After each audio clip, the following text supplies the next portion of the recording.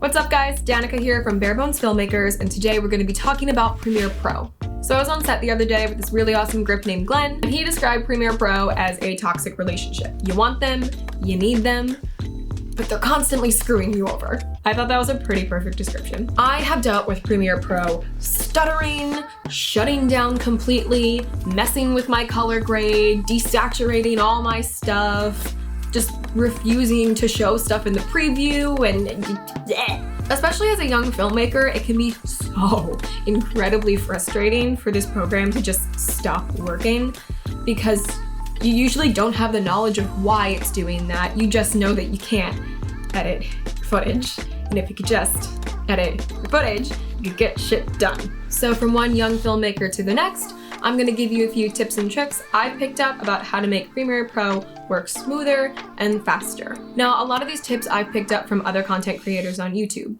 Peter McKinnon actually has a really awesome video on all this stuff that I've watched, and I'll drop the link for that video in the description. So before we get into the nitty-gritty of what you can actually do in Premiere Pro, just make sure your computer is updated and you empty your trash, all of that cool stuff that makes your computer run as smooth as possible before we get into the program.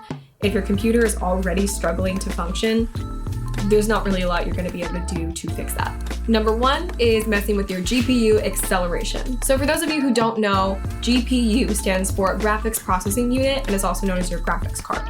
Now, Premiere Pro doesn't usually run off of your GPU, it runs off of your CPU, which is your central processing unit.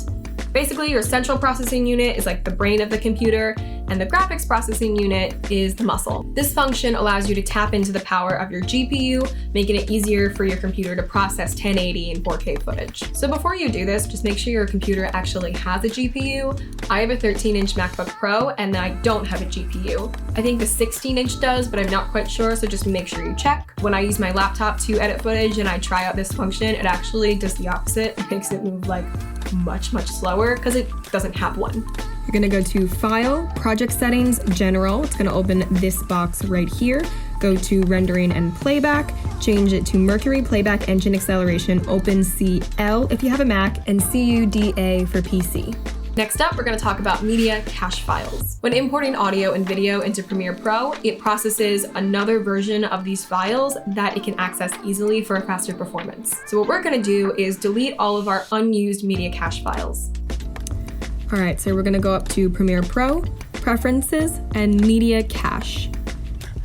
So once this box opens up, you're gonna hit Delete Unused over here, Remove Media Cache Files, and it's gonna open up this box. You're just gonna hit OK, and this might take a sec, depending on when the last time you did this. And we're good.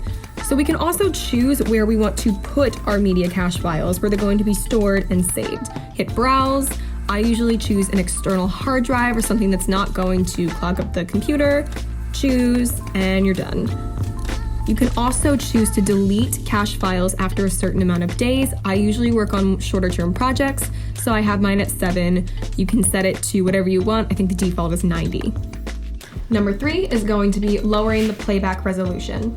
So this function allows you to view your playback screen in 1/2, 1/4, 1/8, and sometimes even 1/16 of the original quality of the file, just so your computer can process it a little easier. Just go to this drop-down box here and just select the quality you want to view your playback screen at. So next up, we're gonna talk about my personal favorite, proxies. These have been absolute lifesavers. Proxies are down-res versions of your footage that you can edit with that will make your computer run faster just because it has an easier time handling it. When you export your final project, it's going to export the original footage, not the proxy files. When you're editing, it's probably gonna look like but don't worry, when you export, it's gonna look great. So go over and right-click on the clips you want to make proxies for, select Create Proxies, and then I usually leave it at H.264 and low resolution proxy, and then I store it next to the original media in proxy folder and hit OK. And that's going to open up Media Encoder, and that's where the proxies are going to get created. Now you can do this for more than one clip at once, you just have to select a bunch of them, and that's just going to take a sec. All right, once we're back in Premiere Pro, hit this little icon over here that's toggle proxies to turn them on and off. If you don't have this icon, just go over to the plus sign, drag it from this box, and hit OK.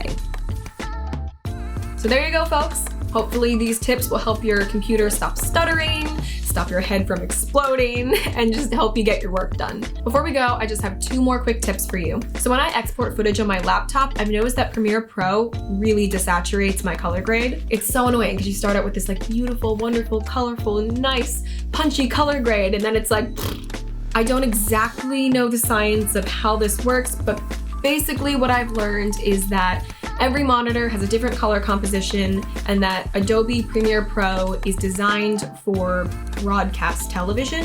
So what I understand is that what you're seeing is what you would see if it was exported for broadcast TV, not for YouTube, not for computer screens, and that's what most of us are using this for. There's actually a really quick fix for this. It's using a free downloadable LUT that I'm going to drop the link for in the description. So once you're in your export screen, you're gonna go over to Lumetri Look and LUT and click that. It's gonna say none. You're gonna go into your files and your saved LUTs, click on the Gamma LUT, open, and it's gonna say none over here. It's a glitch in the program, don't know why, but it's there, and then hit export. So my last tip for you guys is to please organize your files before you start editing. Choose a home for them and stick with it. So when you import files into Premiere Pro, it doesn't save those files within the program, it saves pathways to find those files on your computer or on your hard drive. So if you move those files, you're gonna have to spend a lot of time trying to find them, or Premiere Pro is gonna have to do some weird kind of searching for them. It's gonna waste time, it's gonna waste energy. I have lost files, been confused on where I put them, spent so much time trying to relocate audio, video files.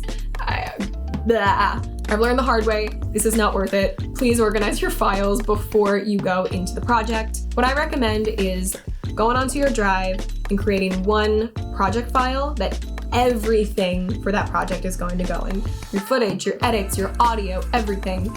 So that way, if you actually do have to move the project file, you can just move everything over. The pathways are the same. You're not gonna have to spend a long time relocating everything. So that's it for today, folks. Thank you so much for watching, and I'll see you next time.